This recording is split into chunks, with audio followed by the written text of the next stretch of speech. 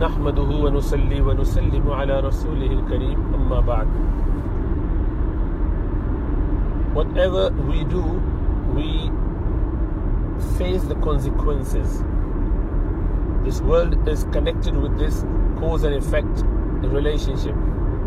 The action that we carry out, whether knowingly or unknowingly, in a planned fashion or ad hoc, we reap the after effects of it. Sometimes it is good, sometimes it is bad. Now in the life hereafter, we will be judged according to our understanding, our intentions, our sincerity or lack of it, and how much violation we have done, if it was a negative action. And then we will be judged accordingly and rewarded or punished as is suited. In this world, we still have the consequences, sometimes quite subtle, sometimes very obvious. When we become selfish and focus on our rights and ignore what others owe us or we owe them with regards to rights and responsibilities, then we oppress. We do not do justice. We become selfish, and in that moment we forget about the consequences, the life hereafter. Our shaitan and nafs would continue to insinuate and fool us about this temporary world.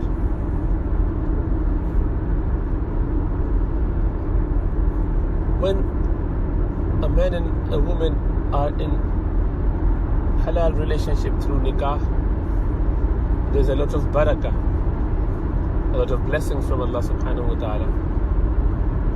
But unfortunately, in the modern time, in any contract or relationship,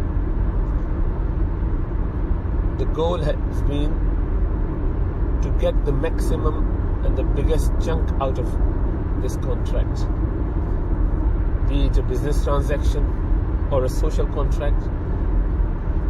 In marriage, likewise, every party would like to take his fair share and unfair share at the same time, without thinking about how to fulfill the responsibilities. We are focused on rights. Unfortunately, even that the parents teach the same skills to their children about how to maximize your benefit, and ignoring the life hereafter and the consequences in this world and the impact it would have in the relationship, only to realize later on and regret, but when it is too late. The impact is such that the children and two extended families get affected by this, and hatred, animosity, jealousy, all creep in between the families, and it breaks the fabric of the society,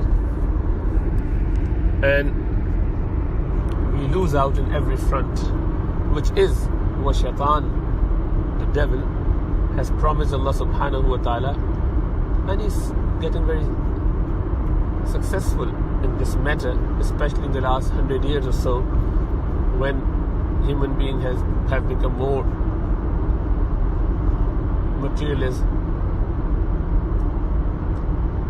to focus on their dunya, ignoring their akhirah.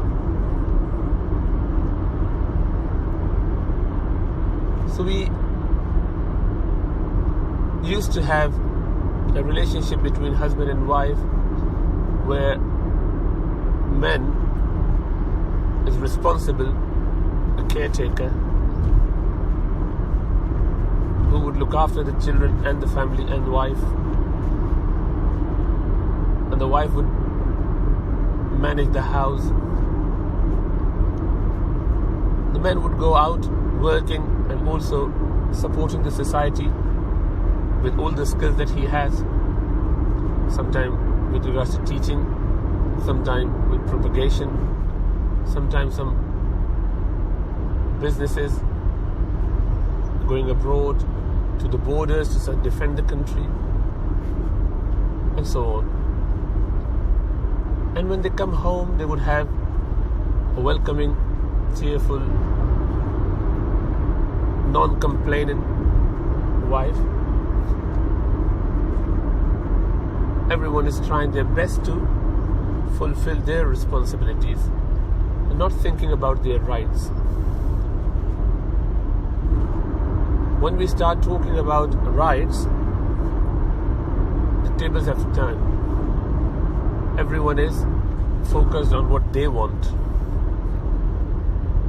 And this has caused big trouble.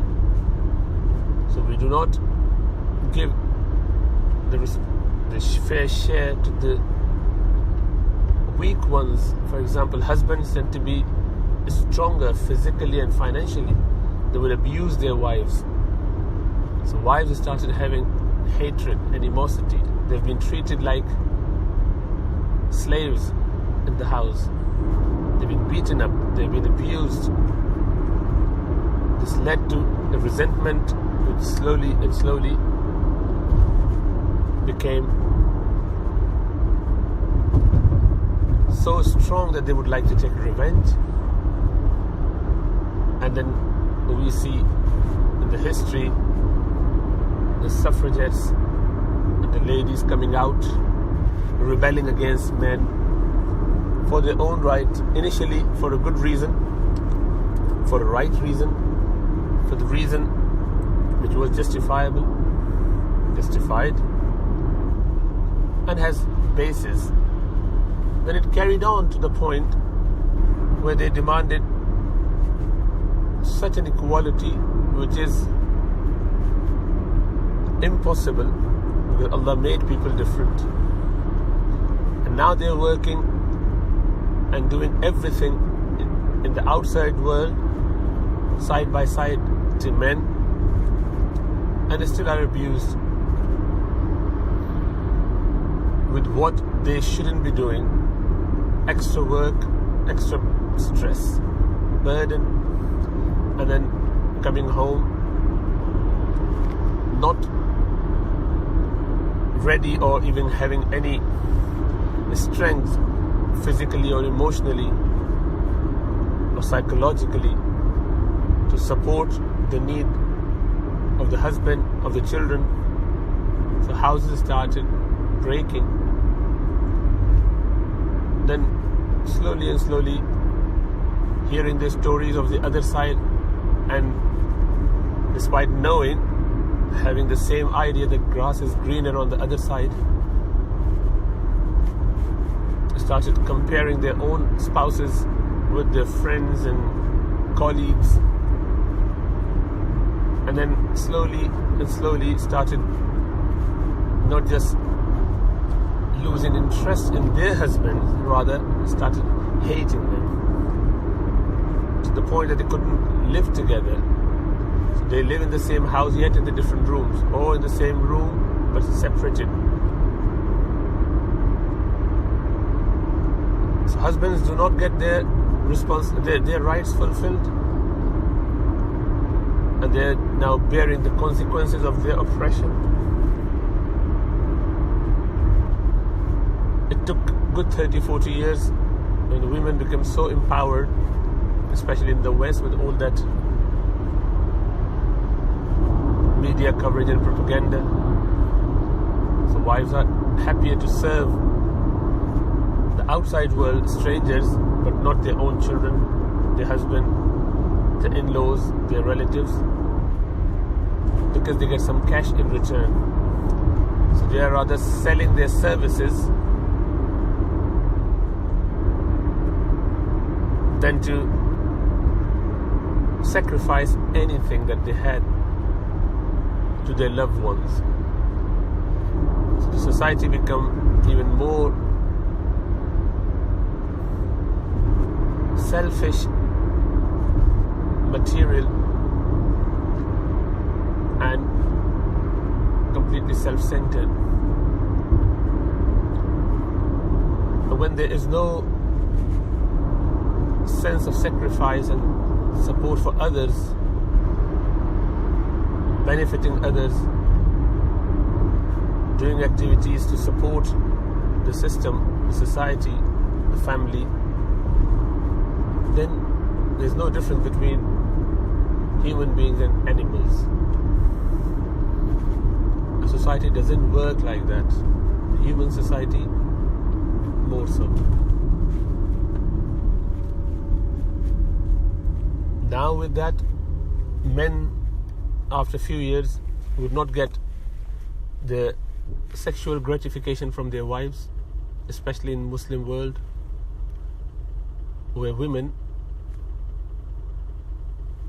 do not find their husbands attractive. Likewise, the ambition is to gain the skills and financial strength so that they can be independent of their husbands. And most of them actually manage. So their dependence on their husband is now gone. So they try to be equal and start challenging their husbands left, right and center in every respect. Then the support from the society, Western society especially, and now Eastern as well, following the footsteps of West, the gap gets wider and wider. Now the husbands either get involved, if they're non-religious, into haram activities, going to prostitutes, or they keep thinking about second marriage, which they're entitled in Islam. But the best advice given by the ulama, scholars, has always been to take your wife, the first wife, in confidence, your parents, your families, your children in confidence. But since it has become a taboo, it is considered to be worse than any crime to have a second wife, even among practicing Muslims, that they would ignore and perhaps forgive their husband for committing zina, but not a second marriage. When we make something which Sharia allowed as a sin, albeit socially or morally, then we are oppressing, we are causing corruption. So this husband started cheating on their wives. Now, Sharan, they do not need to necessarily take permission from the first wife. However, it would definitely cause trouble in the family, the first relationship, because you're betraying the trust. They're not going to be sitting quietly. They would either take khula, separation from you, O men, or they would persuade you to leave the second wife. So you're back to square one in each situation. And if they, for the sake of children, stay with you, they are only going to poison this relationship and your relation with your children. Even worse, children would then start hating you, and they would have a very negative impression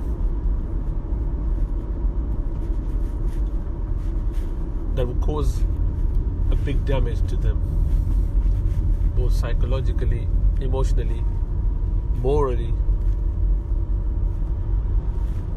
and even Islamically, because they would see it as oppression.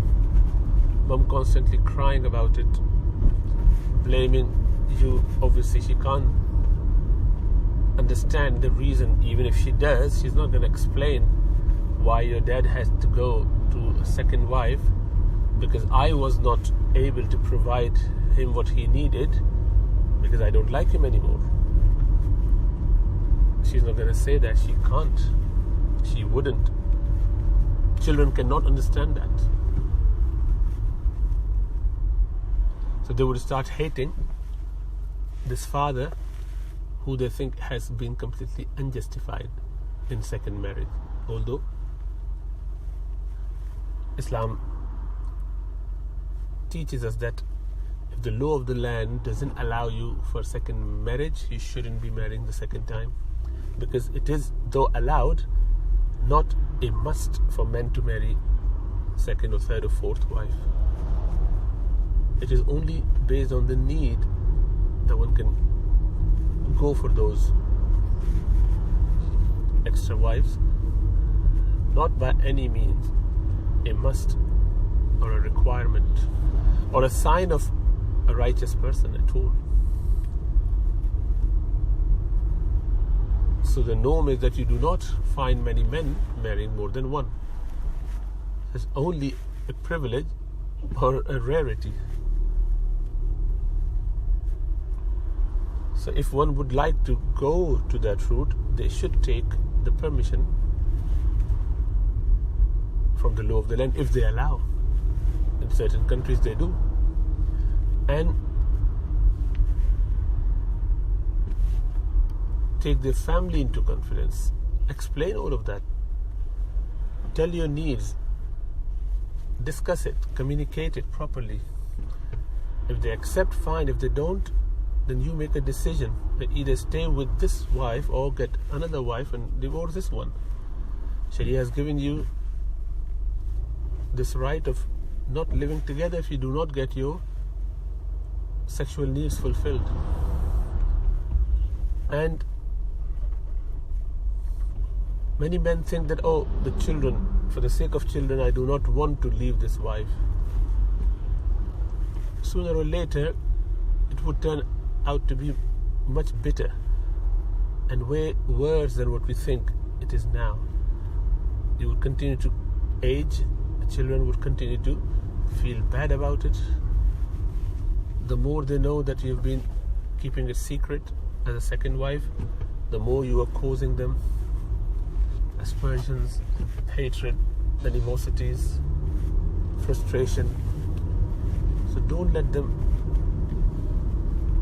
have bad ideas about you, likewise about your wife. Be very honest and open and discuss with them together. Discuss this with your in-laws. So either your wife would accept to be with you in bed when you need it, or if she doesn't want it, then she would allow you to have a second wife where it is permissible, where it is allowed legally. So but trying something sneakily only cause more trouble. It is completely inadvisable. Now that someone found it, what should they do? If a wife,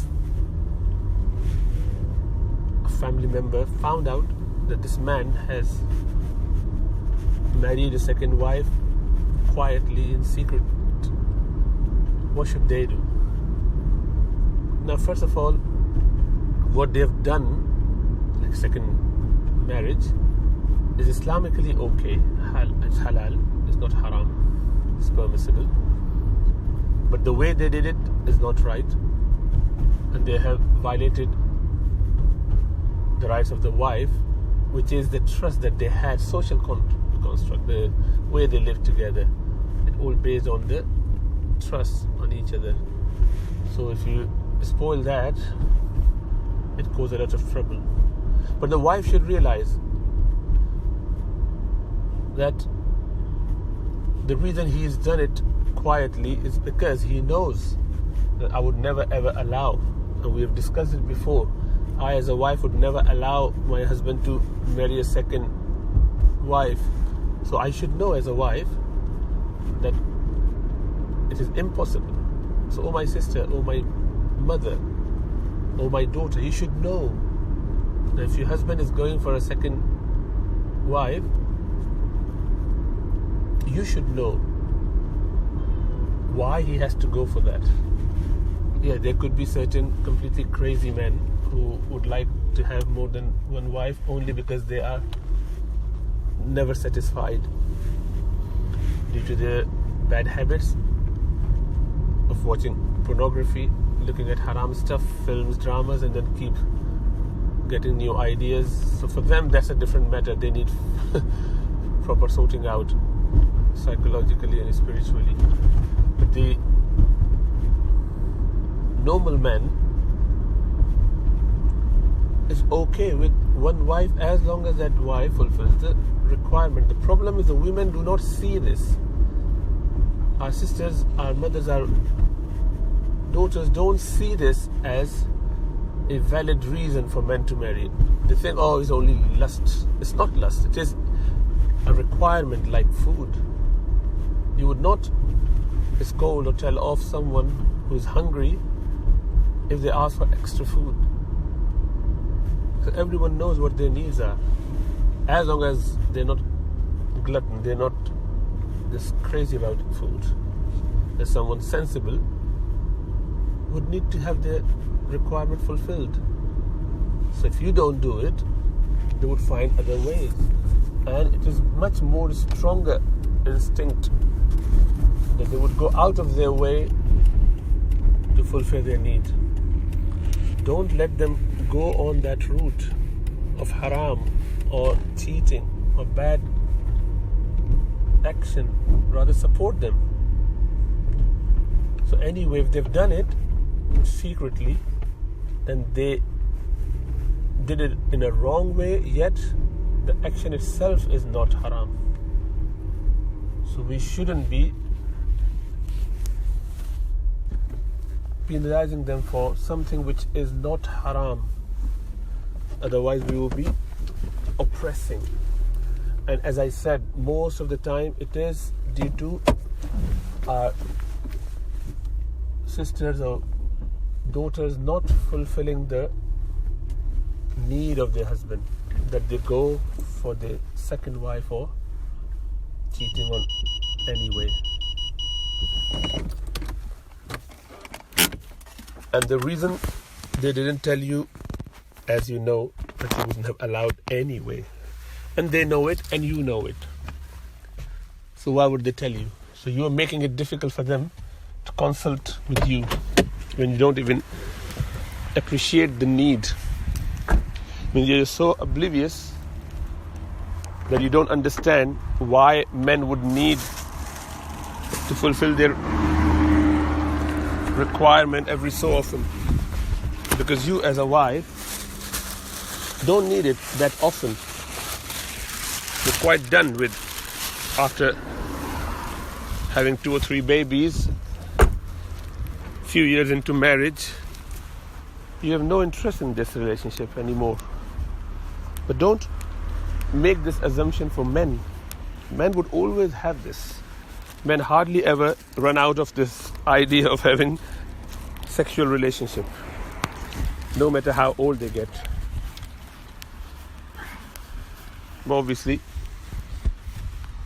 since we made it very difficult, we threatened him, our family threatened him, that the minute you think about second wedding or nikah, we would separate, we would take our daughter back.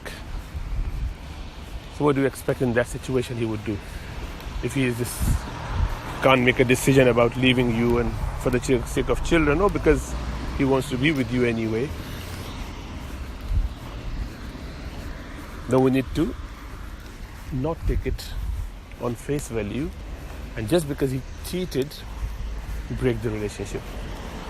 Rather, we should negotiate, have some discussion about it, get someone from your side, someone from the other side as intermediary, someone who could mediate between the two parties, get some conditions written, give it a probation period, a trial period, say 6 months to a year, hoping that things would work out better. If they do, alhamdulillah. If not, then second phase would be to talk about this and plan either divorce or khula. And then you would be justified in what you do. So the summary is, whatever happened to men with regards to what their wives are doing, not listening to them, not fulfilling their needs, keep getting them into trouble through the governmental support, especially in the West, is because what they have done in the past. Oppression. They might not have done themselves, but their counterparts, male dominance in the society, has caused corruption, a lot of oppression. So they are paying the price for that by you disobeying them. You disobeying them is not justified as well, because you have gone out of your way as well. So when you do that oppression, you have to face the consequences, which is what we are seeing in the form of many sisters living as a single mother, or half of them haven't been able to marry at all. In the Muslim family, it's quite common for even the educated women, especially those who go out and do study and work, they do not find a suitable match. And they are just paying the price and living as a single individual. The parents, the siblings, sooner or later they live on their own, all by themselves. And in the old age, they realize that they're completely alone in this world. Parents have died, older siblings are housebound like themselves, and they don't have anyone to support, maybe social workers supporting them, someone in the community supporting them as charity, and that's it. They don't realize what they're going through. So all what we do, all the actions, we have an effect of that. We get the consequences. As you sow, so shall you reap. It will always come back. So you need to think about how we would like to be in this world when we lose our strength. We would be more crippled and dependent, and in the life hereafter. May Allah subhanahu wa ta'ala open our eyes, give us the sense to appreciate our mistakes, acknowledge them, confess them, repent, and improve our situation, our relationship with Allah subhanahu wa ta'ala. أقول قولي هذا واستغفر الله لي ولكم ولسائر المسلمين فاستغفروه.